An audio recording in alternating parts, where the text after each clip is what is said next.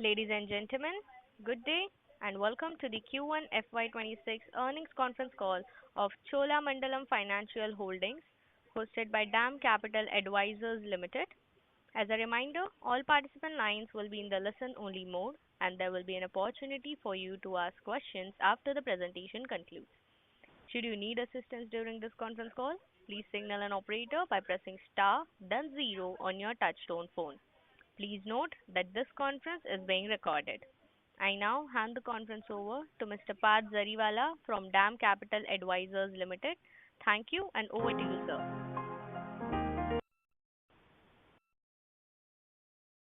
Hello. FY26 earnings call. Parth, Yes, sir. sir. Yes. Can you please start? We couldn't hear you. Oh, yeah. So good evening, everyone, and welcome to the Q1 FY26 Cholamandalam Financial Holdings Limited earnings call. From the management, we have Mr. Sridharan Rangarajan, Non-Executive Director, Cholamandalam Financial Holdings Limited, Mr. N. Ganesh, Manager and CFO, Cholamandalam Financial Holdings Limited, Mr. V. Suryanarayanan, Managing Director, Cholamandalam MS General Insurance, Mr. S. Venugopalan, Chief Financial Officer, Cholamandalam MS General Insurance. I'll now hand over the call to the management for the opening remarks, post which we can open the floor for Q&A. Over to you, sir. Yeah. Good evening. This is Suryanarayanan. Thanks for joining the earnings conference call of Chola Financial Holding for the quarter ended June 25. I will now proceed with the overview of the performance for the quarter ended June. In Q1, in line with the 1/n method of accounting and reporting of gross domestic premium in India, with respect to long-term non-motor business, Chola MS recorded a premium of around 1,812 crores.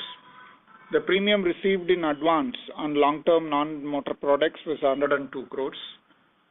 Together with the reinsurance inward business, the GWP for Q1 was 1,997 crores as against 1,945 crores in the corresponding quarter of previous year. In motor, the principal line of business for the company, the market share stood at 5.2%. Within motor, the company now has a composition of 50% in cars, 38% in CVs and 12% in two-wheelers. The company secured about 25% of its total motor premium from new vehicles. The expense of management for Chola MS for the quarter stood at 32%, which measured without 1/n works out to 30.4% and is lower than the glide path plan approved by the board and presented to the regulator way back in 2023. The EOM for the corresponding quarter of previous year was 33.3.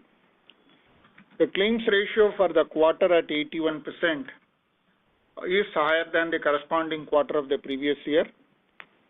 Recognizing the rising severity in court awards in third-party claims and the continued absence of increase in motor third-party premium for the last 3 to 4 years, Chola MS has stepped up its motor third-party reserving during the quarter, which had an impact on the overall claims ratio by about 3.53%. The quarter's claim ratios in property lines was also impacted by a few large fire claims, which impacted the claims ratio by about 1.78%. This meant that the combined ratio for the quarter was 114.8 and without the 1/n effect at 111.5%. The combined ratio includes the impact of the motor third-party reserving augmentation and the large fire claims, which together is about 5.11% for the quarter. The investment portfolio corpus at over 18,140 crores, which is excluding the fair value change.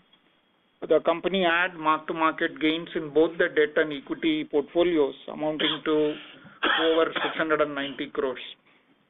The profit before tax for the quarter was at 145 crores and the return on equity not annualized at 3.45%. Solvency ratio at 2.17 times as at 30th June is comfortable. We'll now be happy to take any questions that you may have. Thank you very much. We will now begin the question and answer session. Anyone who wishes to ask a question may press star and one on their touchtone telephone. If you wish to remove yourself from the question queue, you may press star and two. Participants are requested to use handsets while asking a question.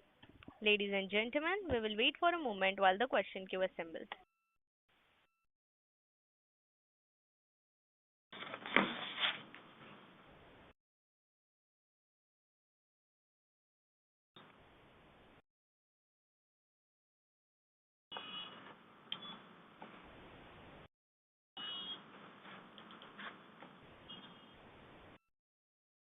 The first question is from the line of Sanket Godha from Avendus Spark. Please go ahead. Thank you for the opportunity. Sir, 81% loss ratio honestly is significantly very high compared to what you historically reported. And even in the COVID times, the number in the worst quarter was around 80 to 83%. So just wanted to understand. You highlighted that there are two things. That is one big claims, 1.78%, and maybe motor TP reserving you enhanced. So even if I ignore those two numbers, you reporting maybe 78% kind of a loss ratio seems to be very high compared to what you reported around 70 to 73% in the past.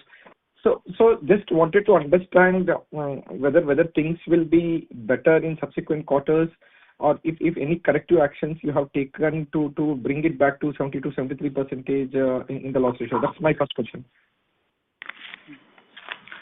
Yeah, Sanket, as was remarked in the opening statement, the twin elements of stepping up the motor third party and the fire losses, that impact is about 5.11%. So what we are talking of is 81 minus 5.11, which is at about 76%.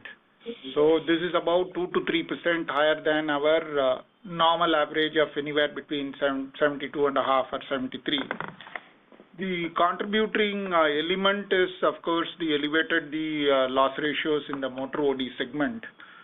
And of course, many of you have been part of the investor calls of listed and other entities as well. The sector has seen, even for the larger players, somewhere about 4 to 5% rise in the motor OD claims ratios, which is prevalent in many of the companies that we have seen. We have also had this impact, which is there. Some corrective action has been taken, and generally it is elevated in Q1 and then drops down through the other quarters. So we only believe that as we move on to the rest of the quarters, we should see some relief coming in this space.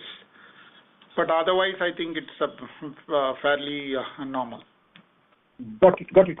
So this motor TP reserve enhancement, what you did, 80.4% loss ratio. So you absorbed everything in the current quarter, or you expect this 80.4 to remain as the new normal for subsequent quarter, or we'll go back to that 72% is kind of number, because whatever you wanted to provide, you provided in the current quarter itself. It may not go back to that 72% level, but it can be lower than this number. But then, see, what we have to recognize is that the industry has not had any increase over a fairly long period, and the severity inflation is real. Court awards are going up. So if any company manages to hold on to its TP reserves continuously at that same level for a long period, it only means two things. Either there is a substantive release from the earlier years which is coming in, or there is some quarterly fluctuation that they are reflecting in the reported numbers for the quarter. We would leave that to the respective companies. But it is in the context of absence of rise in premium, the right direction for the motor TP is actually to inch up from the earlier levels. And I guess we are doing the right thing in that perspective. Got it, sir. Sir, but suppose there is a lot of chatter that price hike will come, and assume it comes, maybe I don't know what the number would be. Is it fair to assume that then there could be a meaningful improvement in the loss ratio because there could be some bit of price adequacy? One could expect that, yes. But then today, while there are press reports talking of the increase from a prospective date, we really have to wait and see as to whether it fructifies. But as and when the price increase happens, I'm sure this will get toned down. Got it, sir. And the second question which I want to ask is that, sir, last year when you did the reinsurance accepted business at overall company level, it was just 2% of the total GWP. In the current quarter, it is almost 9% of current GWP. I don't know whether it's a new normal for the full year. That's the first question what I have, whether this is the new normal for the full year, 9%, 10% of the total GWP, point number one. And second is that in which segments you are seeing this business growing, and related to it, is it because of EOM pressure, maybe to some extent you are doing this business, or otherwise you are seeing a very big profit opportunity and that's why you are doing it? Yeah, actually, Sanket, yes, we can expect this number to be around this level, about 8 to 10% is something that we can expect it through the year. And it is actually a combination. So one, there are profitable opportunities that also come through, and then and incidentally, it may also bring in the UIM advantage and support there. So, which is what the board has taken a view, and accordingly, we have stepped up the presence in this segment. So it's likely to be around that 8 to 10% range.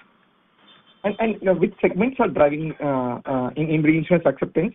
Basically, it can be across lines of business, not necessarily in a particular line. It will be across lines of businesses. Okay, but just again asking, more it will be commercial, like property, fire, and crop, predominantly, sir? It will be across. See, for instance, the number that you talked last year, we had something in crop. This year it can be in other lines. It will be across lines of business. Okay. Got it, sir. At the current juncture, these are my questions. I'll come back in the queue if required. Thank you very much. Thank you. Ladies and gentlemen, a reminder to all of you, please press star and 1 if you have any question. I repeat, anyone who wishes to ask a question may press star and 1 on their touchtone telephone. Ladies and gentlemen, we will wait for a moment while the question queue assembles.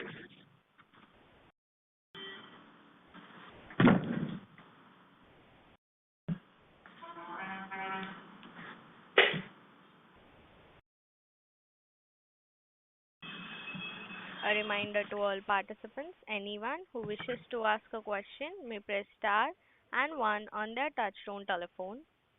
I repeat, anyone who wishes to ask a question may press star and 1 on their touchtone telephone. Ladies and gentlemen, we will wait for a moment while the question queue assembles.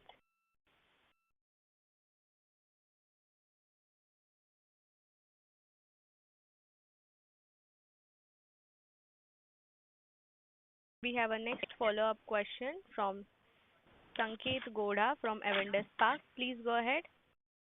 Okay. Thank you again for the opportunity. See, only 2 points what I have incrementally to ask. One is on health side, sir. Again, maybe I asked you this question last time also. That loss ratios don't see a respite at all. Because we used to be 70ish, now we are 80ish. And we told in the past that we have taken corrective price action. Is it largely because PA contribution has come down, or any other reason why this optically the ratios have gone up? That's one thing. And the second thing, just wanted to understand on crop side, bulk of our business, if I remember right, was Maharashtra, and Maharashtra probably has gone to AIC this year. Any outlook you want to give on the growth, either on full N basis or 1 by N basis, given crop won't be there in such a big way in the current year? Thanks, Saket. I'll first take the crop question. We are fairly aware that based on the retenders in 3 states, Maharashtra, Bengal and Orissa, and the revised pricing at which the businesses got concluded, the industry is likely to face almost a 9,000 crore drop in the total premium in the crop insurance. And as business has shifted more from the private sector players to AIC to a larger extent, at least in Maharashtra, we are likely to see a drop in premium for multi-line players generally, and which is already manifested to an extent in the numbers reported by the industry for July.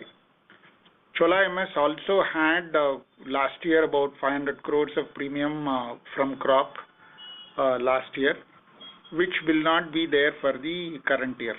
So this drop is for an annualized is about 500 crores.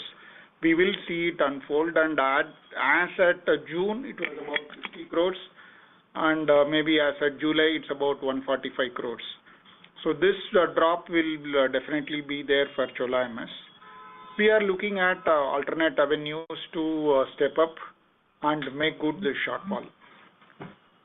So this is on the crop side. Related to that, sir, your growth outlook for the company for the full year, means if you are okay to share that number, maybe because last year GWP what we did was around 8,300 odd crores.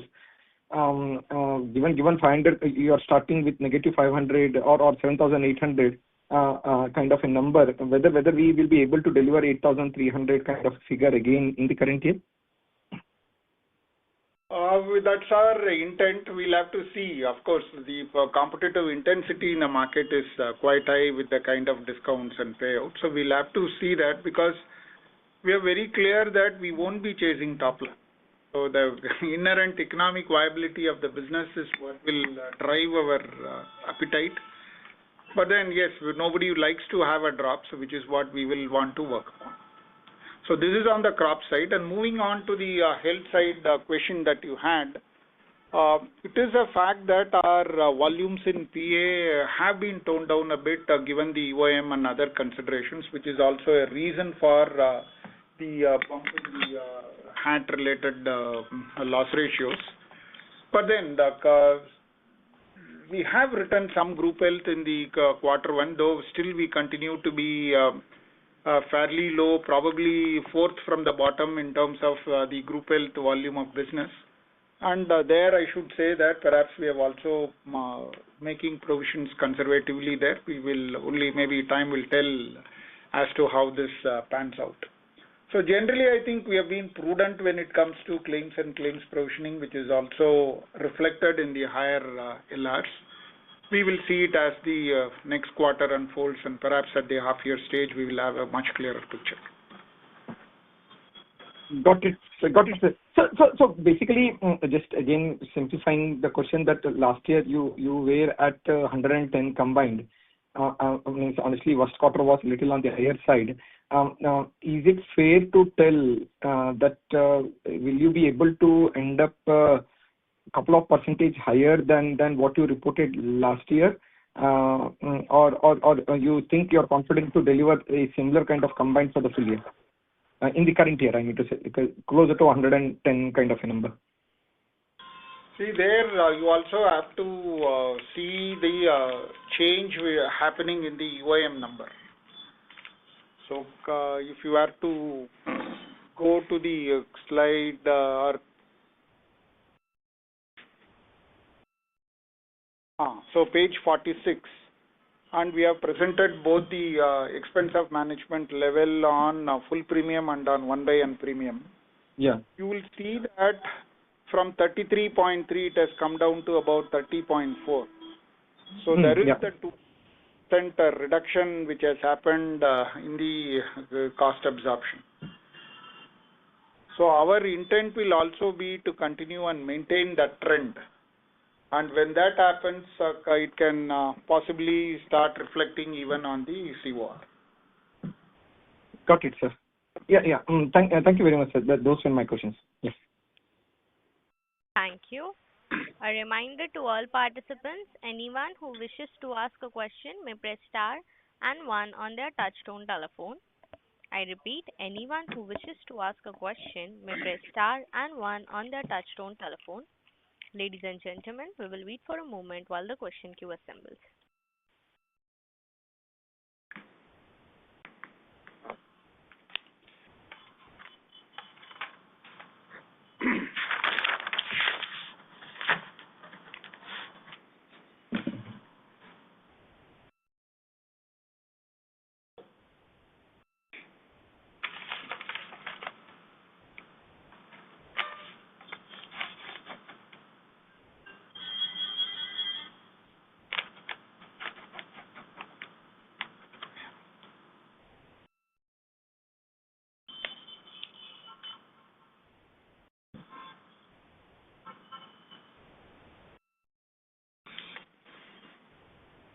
Thank you.